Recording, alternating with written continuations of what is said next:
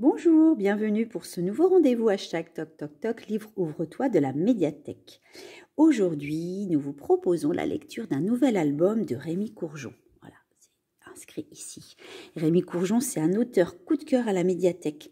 On a eu l'occasion de le découvrir lors du manège des auteurs et toutes les classes de CE2, CE1 et CP ont vraiment adoré l'univers de Rémi Courgeon avec de très belles héroïnes. Et aujourd'hui, la nouvelle héroïne de Trop de bananes s'appelle Annie. Annie aime Dédé, son papy en fauteuil roulant, plus que tout. Grâce à lui et à ses 80 années passées à peindre, elle apprend elle aussi à dessiner. Et son ami Matt, qui lui tient lieu de garde du corps, raconte la fascination d'Annie pour les pots de bananes. Un vrai délire d'artiste, mais une artiste en herbe.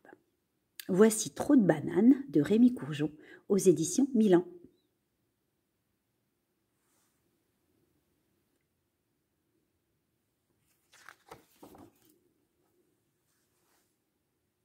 Annie, sans son grand-père, ne serait pas vraiment Annie. Il est le phare de sa vie, Dédé. Un vieux à roulettes qui peint la mer depuis plus de 80 ans, tous les jours, en râlant qu'il n'y arrive jamais, que c'est tellement plus beau en vrai. Par marée haute comme par marée basse, la mer, il l'a peinte à l'eau, à l'huile, et même au beurre de Normandie, mais ça, il a arrêté. Ça jaunit, ça pue, puis ça attire les mouches.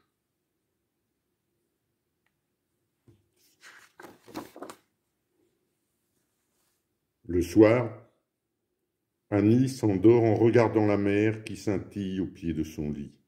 Un tableau spécial qu'il a peint pour lui dire « bonne nuit ». Annie aussi dessine tous les jours. Tout et n'importe quoi. C'est une artiste un peu cinglée. Mais un seul adjectif n'est pas suffisant pour parler d'elle. Dingue, maboule, timbrée, perchée sur l'Everest, débouchée du carafon, allumée du grenier. Pour résumer, elle est géniale et c'est ma meilleure amie. Avec elle, la vie n'est jamais ennuyeuse, pas même une demi-seconde.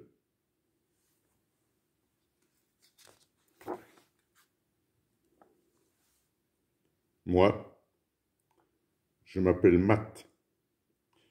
Je mesure 1,75 m. Je chose du 44, ce qui fait beaucoup pour mes 10 ans.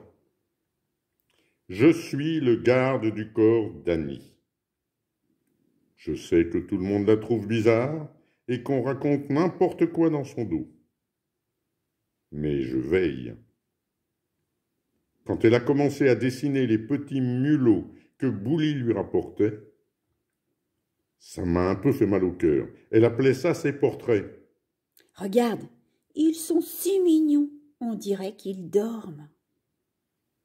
Heureusement, son chat s'est lassé, et elle aussi.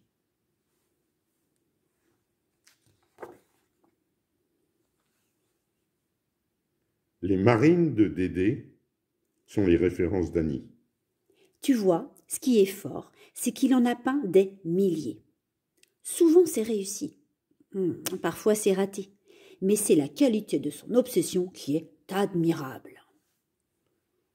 Je ne suis pas sûr de tout comprendre, mais après l'été, quand elle m'a montré les croquis des mains de son grand-père, je me suis dit que j'avais de la chance qu'elle soit mon amie.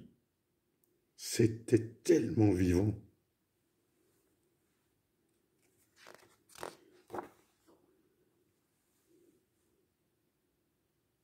Annie peut rester sans musique pendant des mois entiers.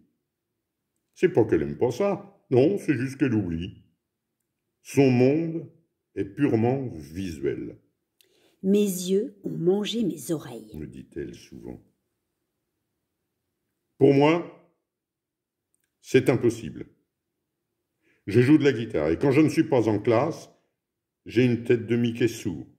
Alors, je suis sa bande-son, Je passe mon temps à lui faire écouter mes chansons en essayant de la surprendre autant qu'elle m'étonne.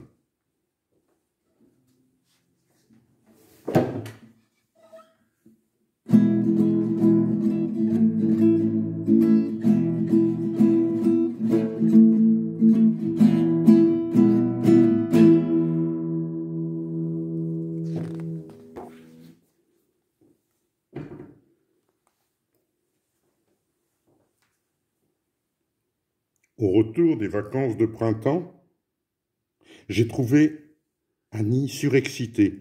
J'ai un truc à te montrer.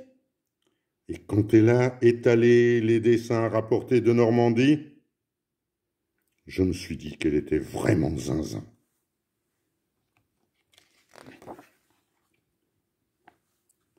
Là-bas, pendant que son grand-père s'acharnait à peindre la mer infinie, Annie dessinait quotidiennement ce que personne ne regarde, ses pots de banane du petit déjeuner.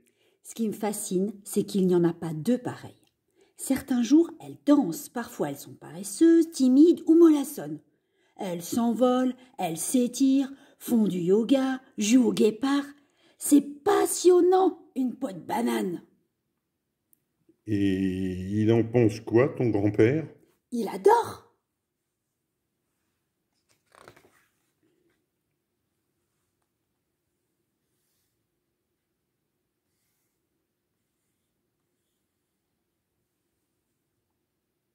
J'ai vite compris que des bananes, on allait en manger pendant des années.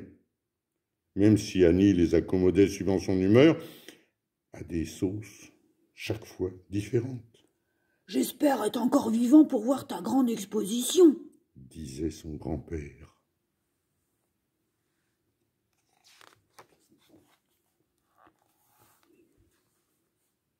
Avec Annie, jamais d'ennui. Toujours banane, jamais banal. J'en ai même fait une chanson.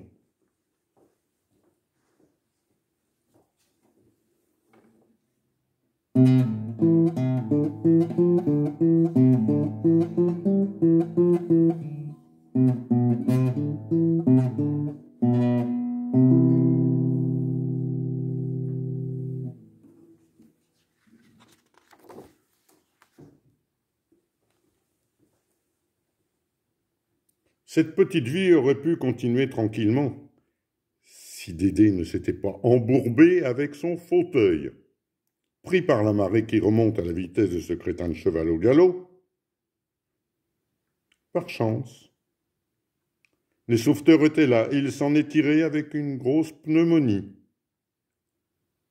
À peine rétabli, il est reparti peindre l'horizon, tandis qu'Annie, encore pétrifiée par la peur, est restée longtemps sans dessiner. Je ne la reconnaissais plus. Sa joie de vivre s'était enfuie, et chaque nuit, elle rêvait de naufrage.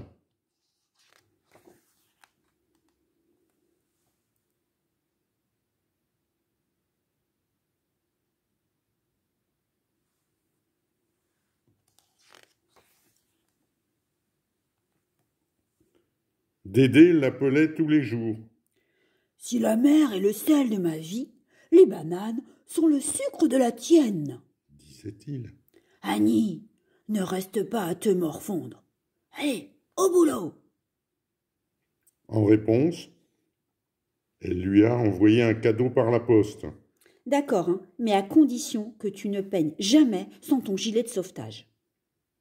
Marché conclu. Il est reparti vers le large avec un énorme gilet banane.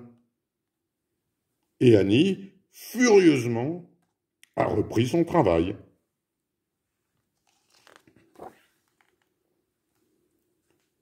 Ce que j'imaginais au début n'être qu'une folie passagère ne quittait pas Annie. Au fil des années, sa passion a même pris des proportions affolantes. On a dû lui trouver un grand atelier où j'adorais aussi répéter.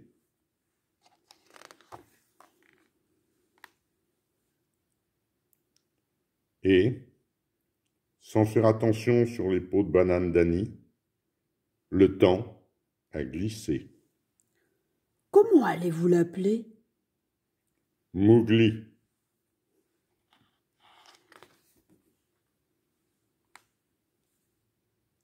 Année après année. Le temps s'est échappé. Mais le jour de l'expo, il était là, Dédé.